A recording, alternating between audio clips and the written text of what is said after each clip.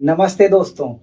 कहानी की इस दुनिया में मैं आज आपको सुनाने जा रहा हूँ एक ऐसी घटना जो साबित करती है कि फर्ज कभी वर्दी का मोहताज नहीं होता। रात के करीब 11 बज रहे थे। नेशनल हाईवे नंबर 44 पर सन्नाटा पसरा हुआ था।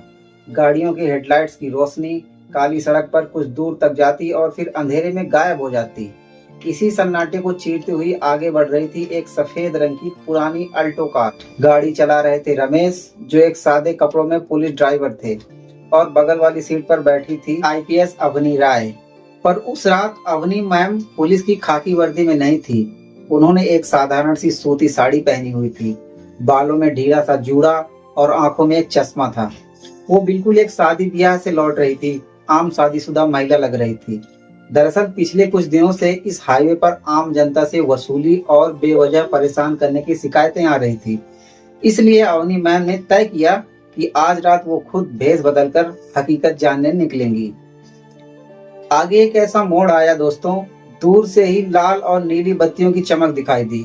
पुलिस की बैरिकेडिंग लगी थी। रमेश ने पीछे मुड़कर देखा। मैम, आगे चेक पॉइंट है। वही टीम है जिसकी शिकायत मिली थी। दोस्तों, अवनी जी ने चेहरे पर एक बहुत ही साधारण घबराई हुई महिला वाले भाव लाते हुए कहा, रमेश, गाड़ी धीमी करो और याद रहे, जब तक मैं ना कहूं मेरी पहचान उजागर मत करना।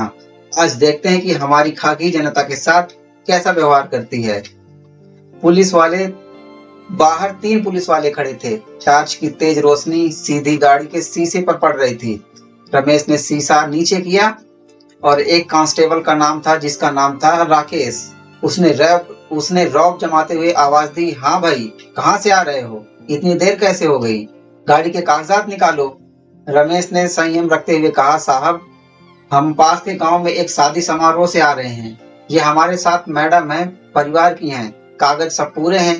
अब टार्च की रोशनी सीधे अवनी मैम के चेहरे पर पड़ी। राकेश ने टार्च बुझाई और गाड़ी के बोनट पर जोर से हाथ मारते हुए बोला, शादी से आ रहे हो? जेब तो ढीली ही करनी पड़ेगी भाई। रात के 12 बज रहे हैं, बिना खर्चे पानी के गाड़ी आगे नहीं जा पाएगी। अवनी जी ने बहुत ही धीमी और मासूम आवाज में कहा, भैया, हम लोग तो सीधे साधे लोग हैं, कागज पूरे हैं, फिर किस बात का खर्चा पानी? तभी पीछे से उनका इंचार्ज सब इंस्पेक्टर तिवारी तमाकू चबाते हुए आगे आया। उसने बेपरवाही से कहा, मैडम जी, कानून का पाठ मत पढ़ाओ। रात में नियम हमारे हिसाब से चलते हैं। 2000 रुपए निकालो और चुपचाप यहाँ से निकलो, वरना गाड़ी थाने में खड़ी होगी और रात भर यहीं बैठना पड़ेगा तुम्हें। अवनी जी ने अपनी साड़ी के पल्लू से एक छोटा सा पर्स निकाला और उसमें से एक कार्ड निकाला।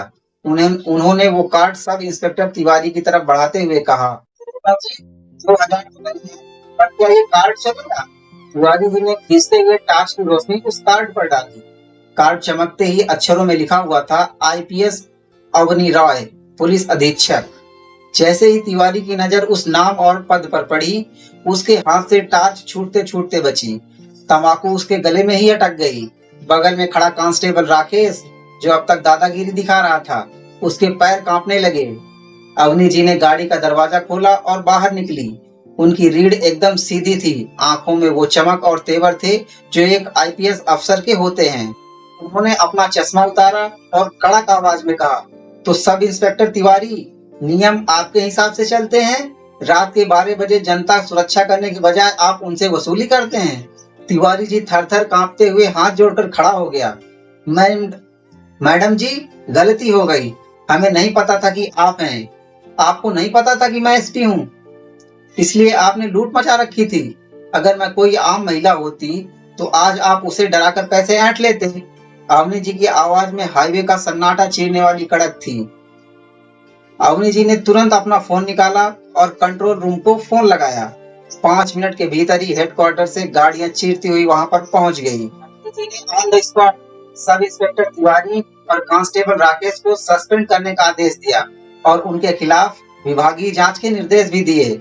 गाड़ी में वापस बैठते हुए अवनी जी ने रमेश से कहा, गाड़ी बढ़ाओ रमेश।